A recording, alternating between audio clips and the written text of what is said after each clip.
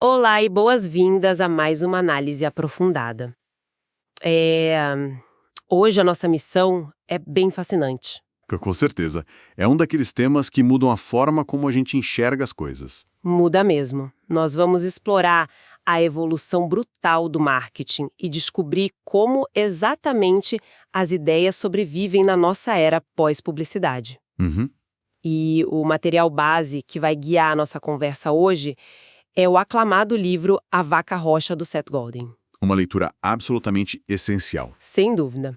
E o grande gancho aqui, o problema central que todo mundo enfrenta hoje é o excesso. Sabe, vivemos num mundo com opções demais e tempo de menos. É o paradoxo da escolha, né? Exato. Então a grande pergunta é, como um produto, um serviço ou até uma ideia de projeto não é simplesmente ignorado no meio de tanto ruído? Essa é a pergunta de $1 milhão.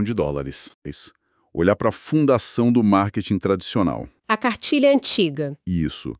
Historicamente existia um checklist infalível, os famosos 5 P's do marketing. Produto, preço, promoção, posicionamento e publicidade. Exatamente. Durante décadas, a lógica era muito simples.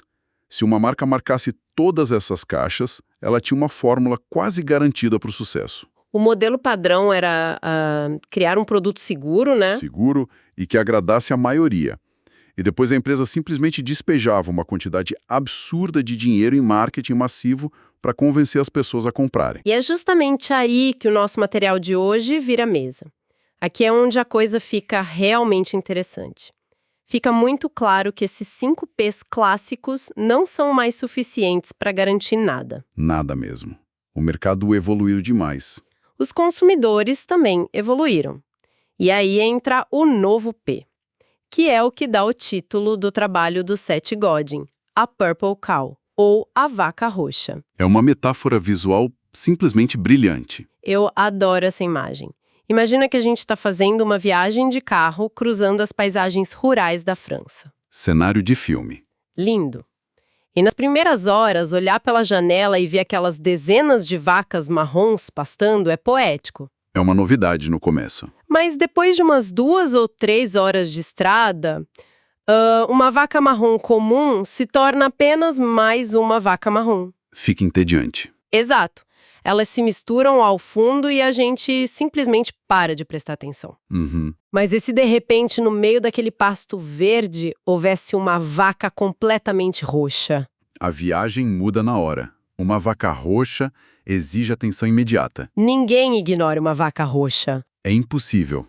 Alguém vai parar o carro, vai tirar uma foto, vai ligar para um amigo para contar. Uma vaca roxa é, por definição, notável. E o que é fascinante sobre essa mudança drástica de comportamento é o motivo pelo qual ela aconteceu. O conceito decreta a morte do chamado complexo TV industrial. Esse é o ponto-chave. Pensem como o mundo funcionava há algumas décadas. As grandes empresas operavam num ciclo muito bem definido. Quase mecânico, né? Mecânico e previsível. Elas criavam produtos medianos, compravam espaços publicitários gigantescos na televisão e empurravam esses produtos goela abaixo do público. E isso gerava um volume imenso de vendas. Que gerava lucro que, por sua vez, era usado para comprar ainda mais anúncios. Era um ecossistema baseado na compra bruta da atenção. Eles construíram impérios assim, martelando comerciais na cabeça das pessoas até elas cederem. Essencialmente, eles compravam a nossa paciência e o nosso tempo. Exatamente. Mas isso quebrou. Hoje a atenção não está mais à venda dessa forma tão simples. Nós desenvolvemos uma cegueira para anúncios. Somos bombardeados por milhares de mensagens todos os dias, então o nosso cérebro aprendeu a filtrar. A ignorar tudo que cheira a publicidade tradicional. A atenção precisa ser conquistada, não comprada. E para entender como isso é cruel na prática para as marcas tradicionais, a gente pode olhar para o caso da marca de sabão Tide, da Procter & Gamble. O caso da Tide é um estudo de contraste perfeito. É um colosso. Eles dominaram a categoria de sabão em pó por anos usando exatamente a fórmula antiga, a risca. Um produto aceitável, muito dinheiro na TV e distribuição em massa nos supermercados. E eles faziam um bom sabão e diziam para todo mundo que era o melhor. Mas com a morte da TV tradicional, a Tide se viu presa numa armadilha. O declínio dos anúncios significa que a Tide não pode mais simplesmente gritar mais alto que os concorrentes. E a recomendação do livro para uma empresa nessa situação é drástica. Não é sobre fazer um comercial mais engraçadinho para a internet. Ou mudar a cor da caixa do sabão. A sugestão é que eles precisam cortar os gastos bilionários em publicidade e redirecionar esses lucros para a criação de produtos genuinamente radicais. Porque se continuarem no caminho seguro de apenas lavar roupas de forma ok, o futuro da marca é a irrelevância. Isso me faz pensar num outro exemplo clássico das nossas anotações, quando o produto e a mensagem finalmente se alinham. A gente sempre usa aquela expressão a maior invenção desde o pão de forma. Sim, o pão fatiado. Mas eu fiquei chocada ao descobrir que o pão de forma original foi um fracasso de vendas colossal. É uma ironia histórica maravilhosa. O inventor Otto Rohreder inventou a máquina de fatiar pão no final da década de 20. A inovação técnica estava ali, né? Era revolucionário. Mas nos primeiros anos foi um desastre comercial, falhou miseravelmente por causa de um marketing ruim e falta de compreensão sobre como apresentar a ideia. Ele tinha uma vaca roxa nas mãos, mas tratou como uma vaca marrom. Perfeito. Foi só quando a marca Wonder Bread assumiu a ideia que o jogo virou. Eles não apenas venderam o pão fatiado. Eles casaram a inovação do produto com uma embalagem protetora e uma estratégia que mostrava por que aquilo mudaria a vida das pessoas. Eles transformaram o pão fatiado no sucesso absoluto que a gente conhece. Se a gente conectar isso ao panorama das táticas pós-publicidade, esse contraste entre o dilema da Tide e o sucesso da Wonder Bread ilustra a necessidade vital das ofertas notáveis. O marketing não pode mais ser uma camada de tinta que você joga no produto no final da linha de produção. Acabou. Acabou. O marketing precisa estar embutido no DNA do produto. Desde o primeiro dia, os designers, os engenheiros, todo mundo precisa pensar se aquilo é notável. O produto tem que ser a mensagem. Mas aí vem a grande dúvida prática.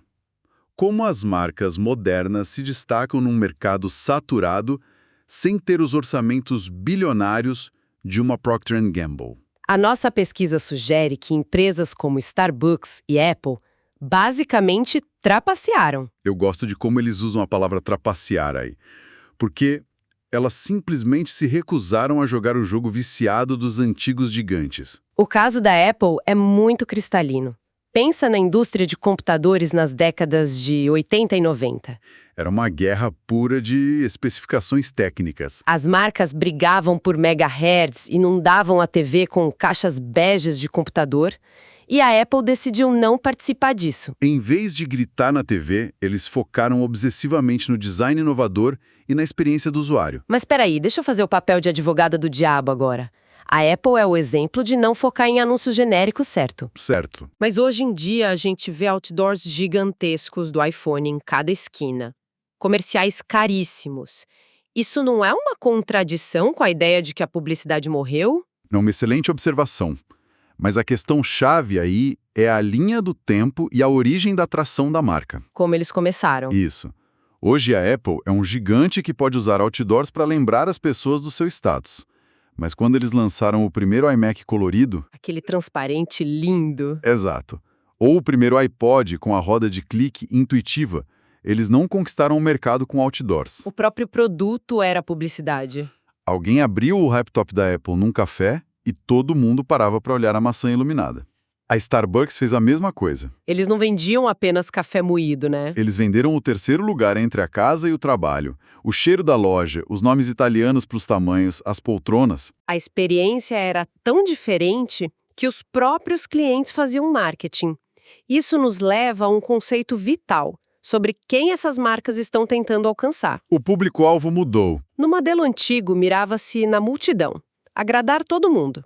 A tática pós-publicidade muda o alvo para os adotantes precoces. Os primeiros usuários. No material base em inglês, eles usam o termo sneezers, que traduzido seria algo tipo espirradores. Soa bem estranho em português no contexto de marketing. Fica parecendo que a pessoa está doente, mas a analogia faz sentido.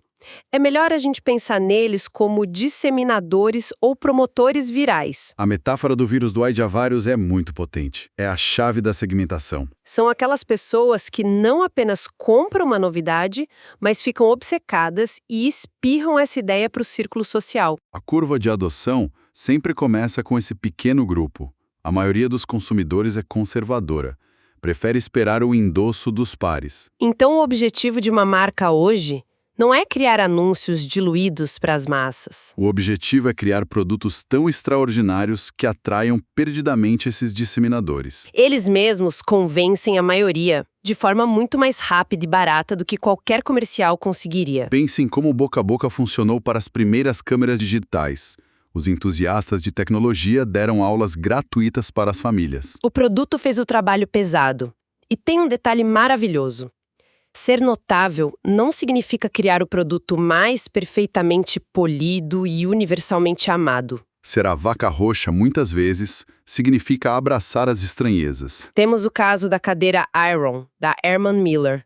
Antes dela, as cadeiras de executivos eram aquelas poltronas de couro escuro. Pareciam tronos. Aí chega a cadeira Aeron, parecendo um exoesqueleto de ficção científica.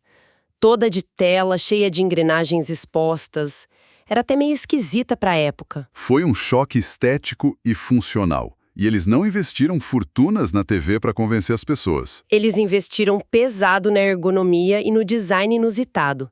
E colocaram a cadeira nas mãos das pessoas certas. Em estúdios de design, startups do Vale do Silício. A Aeron virou um ícone absoluto de design moderno e um símbolo de status orgânico porque quem sentava nela falava sobre ela.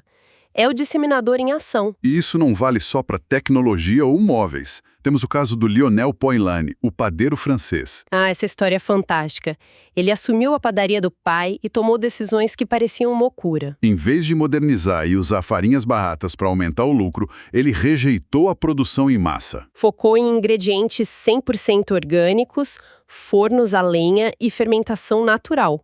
O pão dele ficou tão excepcional que virou um item exportado para restaurantes de alta gastronomia. Ele provou que, mesmo na panificação, ter a coragem de ser extremo compensa. O que nos leva a uma questão corporativa bem profunda. Se a estratégia da inovação radical é tão eficaz, por que a imensa maioria das empresas não a adota? Porque os supermercados estão cheios de produtos chatos e marrons. A raiz do problema é o medo. Grandes corporações desenvolvem uma burocracia que gera um medo paralisante de assumir riscos. A pressão por resultados imediatos sufoca a inovação. E o resultado desse medo é o que a gente chama de compromissos, né? Aquele momento em que o financeiro corta uma parte da ideia, o jurídico suaviza a outra e o marketing pede para deixar mais acessível. E no fim, a ideia original brilhante foi tão diluída para tentar agradar a todos que a empresa lança mais um produto insípido. Invisível. E isso lembra o contraste brutal entre a marca de perus Butterball e as pastilhas Altoids. Esse exemplo é genial para fechar esse raciocínio. A Butterball tentou aplicar a velha fórmula. Criar um peru de ação de graças que qualquer pessoa achasse tolerável. Miraram no denominador comum mais baixo. O resultado foi um produto padronizado, sem gosto marcante, seguro e incrivelmente entediante. Ninguém se apaixona por um produto cujo maior mérito é não ofender o paladar de ninguém. Ficaram estagnados. Agora, olha para as pastilhas Altoids. Em vez de criar uma balinha doce, suave, lançaram uma pastilha numa latinha de metal que é absurdamente forte. É quase um soco de hortelã na boca. Uma grande parte das pessoas odeia, porque acham fortes demais.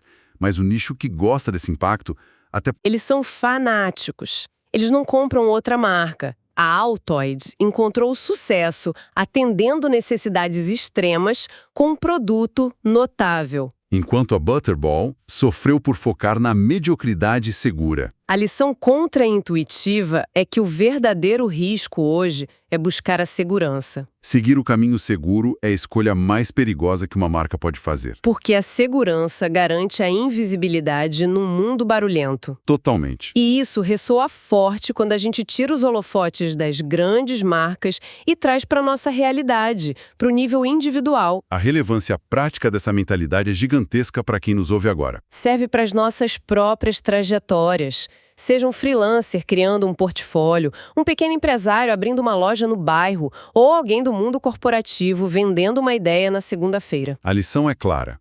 Pare de tentar agradar a todos com um meio-termo morno. Preciso ter a coragem de ser extremo em algum aspecto, apaixonado e focado num nicho específico. Criar soluções tão autênticas que os disseminadores sintam a necessidade de compartilhar. Não se trata mais de gritar no megafone para uma multidão desatenta. Trata-se de criar conversas significativas com aqueles que realmente se importam. O mundo mudou irreversivelmente.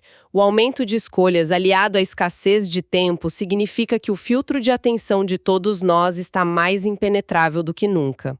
A nova regra exige que a inovação e a ousadia sejam a espinha dorsal desde o momento zero. O inusitado separa o que desaparece em meses daquilo que perdura por gerações. É uma mudança de paradigma completa. Vamos recapitular o que destrinchamos hoje nesta nossa imersão? Discutimos o fim da eficácia dos 5 Ps e o colapso do complexo TV industrial. Analisamos táticas pós-publicidade, com Apple e Starbucks, mostrando foco no design e na experiência. Vimos como o caminho é encantar os primeiros adotantes, os disseminadores, em vez da massa. E que, através da cadeira Aeron e das pastilhas Altoids, o medo de assumir riscos gera produtos invisíveis. Ser chato é definitivamente o maior risco que podemos correr.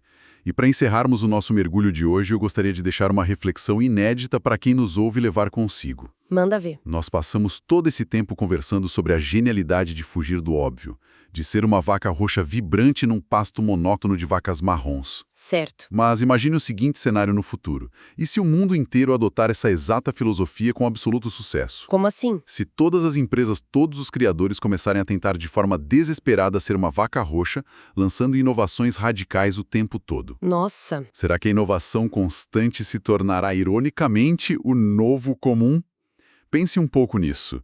Quando um pasto inteiro está lotado apenas de vacas roxas, vibrantes, gritando por atenção de que cor a próxima vaca precisará nascer para ser considerada verdadeiramente notável outra vez. Que provocação espetacular e quase filosófica para fechar a nossa conversa. O ciclo da diferenciação não tem linha de chegada. A busca pelo que é notável nunca termina. Ela apenas evolui. Exatamente. Muito obrigada a todos que dedicaram seu tempo para nos acompanhar em mais essa exploração. Continuem questionando, fujam do caminho seguro e até o nosso próximo mergulho profundo.